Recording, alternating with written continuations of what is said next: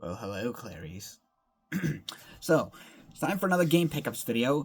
This isn't everything I bought within the past year, but it's just kind of some of the highlights, I think. So, for the games, a couple of gaming-related type stuff.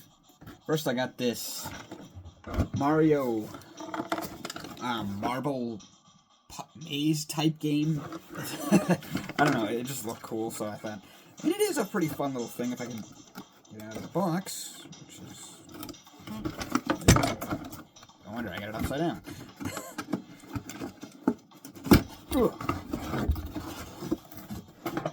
It was pretty much all put together. I think, in the box. I think the only part I had to attach was this, and then these, and then the stickers. But yeah, so it's like a little. I guess you could say it's kind of like a cross between Mario and Marble Madness or something. It's like I said, a pretty fun little game. There's also this little back part that goes onto it, but I only put that on there when I'm using it. So next is a book. It's all the Dragon Quest artwork from the late great Akira Toriyama. Now, I've been a Dragon Quest fan since I was like 13, 25 years basically, or maybe more than that. But another thing is, love the Dragon Quest games, but I also always loved his artwork. So I don't want to stretch this out too much, but as you can it's gonna kind of skim through it so you can see it's pretty much like, it's all the games, including the spin-offs. There's like shows all the characters, the monsters, the bosses, the villains, little like scenarios and like concept art and stuff. It's a great little book. If you're a Dragon Quest fan, I highly recommend it. So now for the games, a couple of Game Boy ones. The first one is Turok. This was a game I used to have when I was a kid that I played the crap out of, even though I could never get past the third level. Obviously, they can't fit a first-person shooter on a Game Boy cart, or at least not back in the late 90s anyway. So it's actually a side-scrolling action platformer, and a pretty good one, I might add. Always loved the music in this game. One in particular is the part where you go to like these ancient ruins, which ironically, like I said, is the part I always die on, but I can never get past that part. But love the music in that part, and that's the thing. I was listening to the soundtrack of this game, and it was like, wow, it makes me want to kind of play it again, which I no longer had it, so I had to rebuy it. But yeah, the next one is actually a Game Boy Color game, but it's on a regular Game Boy card because it's a reproduction card because the real thing is expensive, and that's Lufia. I forget the title of this one. Lufia. The Legend Returns. Not the best Lufia game, but it's a fairly decent one. This is a very underrated JRPG franchise. I also have this on the on my 3DS. Back when Nintendo had the Virtual Console, but yeah. Like I said, not the best Lufia game. The best ones are probably on the Super Nintendo, and the one for Game Boy Advance is pretty good, too. They're pretty much like... These games are kind of like... what the hell do you call it? I want to say like Fantasy Star or maybe Dragon Quest, but... the dungeon parts are kind of more like Legend of Zelda, like classic Legend of Zelda, but yeah. And the other thing, part of the reason is like well... because this is such an underrated franchise, and some of the other Natsume published games have been remastered in recent years, like Wild Guns, Ninja Warrior, Pocky and Rocky. It's like, well, maybe talking about it brings more attention to it, and eventually we'll get these games remastered. So I got one game for the Switch. That's Mighty Morphin Power Rangers Rita's Revenge. Haven't finished it yet, but it's pretty much like the Shredder beat 'em up that came. I mean, the TMNT Shredder's Revenge beat 'em up that came out quite a few years ago. It's pretty much the same thing, but with Power Rangers. So you have like the hub area where you can play actually these little mini games, which is kind of cool. And then for the stages, you have like the standard beat 'em up levels, but then there's also parts where you use the swords. That's like a rail shooter, which is kind of cool. Yeah, I held off on this one for a while because I knew like when it came out, it was like I don't know, it had kind of like mixed reviews and it was like I guess bugs and stuff. So I was like, yeah, I'll hold off for a bit. But I love the fact that we're getting all this massive beat 'em up resurgence. Like there's a Toxic Crusaders one. I'm not sure if that's out yet or not. And then there's also a He-Man one in the works, which He-Man was kind of before my time, but still, that's pretty cool. You know, who knows what we'll get down the future if we'll get others. So, game for the Xbox One is Super Bomberman R2. Rolls right off the tongue. Not as good as the first one. The first one, I mean, the multiplayer is still just as fun as ever with Bomberman games, but the story or campaign, whatever you want to call it, in the first game was kind of like it's basically the same as like the old school Bomberman games. You know, if you played the games, you know what I'm talking about, like the ones on the Super Nintendo and stuff. But in this, the story, it's more like basically a series of like what the hell do you call it? Escort missions, and then there's like tower defense games, like which it's like I like tower defense games, but I have to be in the right mood to play them. And with the whole escort missions, again, I don't mind those, but when they're like a side mission in a game, not when it's like the whole game. You know what I'm saying? So yeah, not as good as the first one, but hey, at least we're getting more Bomberman stuff, I guess. So I also got some digital games on the Xbox, which is kind of weird to talk about in a game pickups video, but it's just there's quite a few, but I just want to talk about some of the highlights.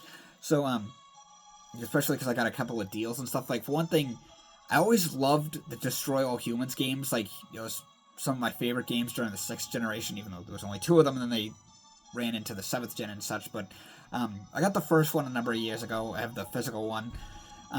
And then the second one, which is my favorite in the franchise, it was only on the Series X, which I don't have. So I was like, well, maybe it'll eventually come out on the Xbox One, which it did, but it was only digital. And I was like, okay, I'll wait a little bit longer. Maybe it'll come out a physical version. Never happened, so I was like, screw it. I'll just get the digital one. So I had it on my watch list, and Xbox sent me a message that like, hey, if you buy this game in the next week or so, you can get one of these games for free, which gave me a list of games, which I got it's like a Joe and Mac, Caveman Ninja remaster. I'll get back to that in a second, but, so Destroy All Humans 2, it's, what I like about that one is, well, these games are kind of like Grand Theft Auto, except you're an alien, and the first one, it's like, you're mainly in the US, the second one, and the games all after that, you go all around the world, and the other thing is, the first game, you only have 4 weapons, and the second one you have, like, I think 12 or something. And another thing is that there's also, like, all kinds of... There's many more side missions in the second game. Like, for example, you basically start a cult to this alien god or something like that. But, yeah. So, then the other game, like I mentioned, Joe and Mac... See, Joe and Mac, or...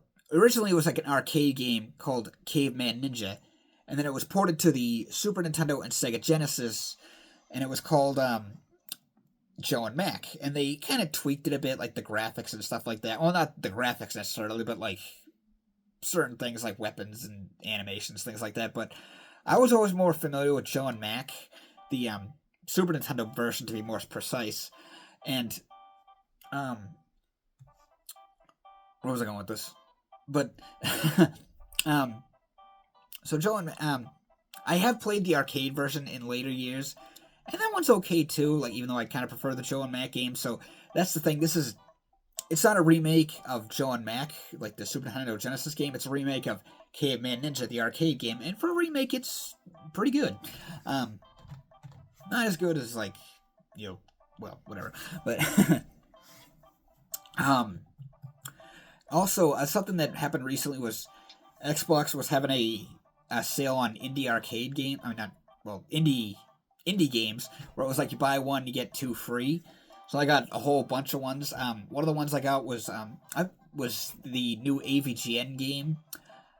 It's okay. It's kind of like Mega Man, like old school Mega Man NES. Not as good as the AVGN Adventures, in my opinion, but still a pretty good game. I also got I got like a old school JRPG type game. A game kind of like NES Metroid. This game that's called Bot Ninja, or I think it's Bot Ninja, something like that. It's basically like, it's almost like a cross between Mega Man X and Ninja Gaiden.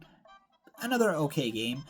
But I also got a number of Contra clones, but the one in particular I really want to talk about is called Iron Meat, which it's pretty much like Contra 3 for the Super Nintendo, which is my favorite Contra game of all time. Shattered Soldier for the PS2 being a close second favorite of all time. And the plot is kind of explained through, like, not really like dialogue, but more like brief cutscenes. And from what I understand, this scientist on the moon creates like some kind of parasitic life form that like takes control of him, and then it heads to Earth, where it like spreads and takes over the planet and takes over like all kinds of like people and what the hell do you call it, like inorganic item, like not, well, materialistic items, like, you know, all kinds of metal things and stuff. So it's like what was I gonna say? You fight, like, basically, like, I don't know, like, a metal crate or container that, like, opens up like a mouth and stuff. There's a power you fight a train that, like, you could travel across the train and then you fight the front of it and shit like that. So it's like, it's almost like a cross between Contra and Halo with the whole Flood. That's kind of what it reminds me of the Flood from Halo, basically. And a lot of the enemies also kind of remind me of, like, the old school Ghostbusters toys. And the music in this game is absolutely amazing. It kind of sounds like 80s rock and roll music and like 80s metal. It's just, it's so good, the music in this game. So one last game I want to get, well, technically two, or talk about, which I had to believe this was almost a year ago, was the Suikoden 2. The first two Suikoden games were remastered. That was first announced, I think in like 2021, and then it got delayed and stuff, which, okay. So they came out last April, I believe. I think it was, oh no, maybe it was March. But anyway, they came out last year, and amazing, like, amazing remasters. I mean, I still have the original the PS1 games. I mean, well, the first one I have the original, the second one I have a reproduction version because the real thing's expensive. But you know, some of my favorite JRPGs of all time, especially the second one. You know, and it's the remastered. It's so good. You know, it's like they just, like, the graphics are updated, the music and everything is like updated and stuff, and it's like, you know, the illustrations and everything. It's just like they had some little details and stuff. Like, for example, when the character walks, you can actually like hear the footsteps, which I think is kind of a cool new feature. I've talked about this game a lot over the years, but this but another thing is that, so like I said, I've talked about it so much, but I don't know what else I can say because it's just that it's an amazing remaster. You know, especially if and it's nice for those who never got into the Suikoden games, like, you know, now's your chance because these are some amazing JRPGs. Very deep too, like, you know, the story in them is so compelling, like, just sucks you in. What was I going? There was something else I wanted to say about them. Oh yeah, another thing. There's also a Suikoden or Suikoden. I think there's a couple ways to pronounce it. There's a mobile game, Suikoden mobile game. Not really a fan of mobile games, but whatever. You know, it's nice that Suikoden's getting all this attention because there's also a Suikoden anime in the works. It's like, I think it's coming out in April or maybe May, something like that. Like, you know, maybe like late spring or early fall, early summer, something like that. I could be wrong about that, but I'm really excited for that. Now, not 100% sure, but I might, or probably might, you know, it's like kind of 50-50 kind of thing. I'll probably do a review on that when I finish the series, like, but like I said, I'm not 100% decided. Probably will, though. So, yeah, that's all my game pickups. Well, or like I said, the most highlighted ones. As always, thanks for watching. If you feel free to subscribe to the channel if you want. Yeah. Anyway, thanks for watching. I'll see you next time.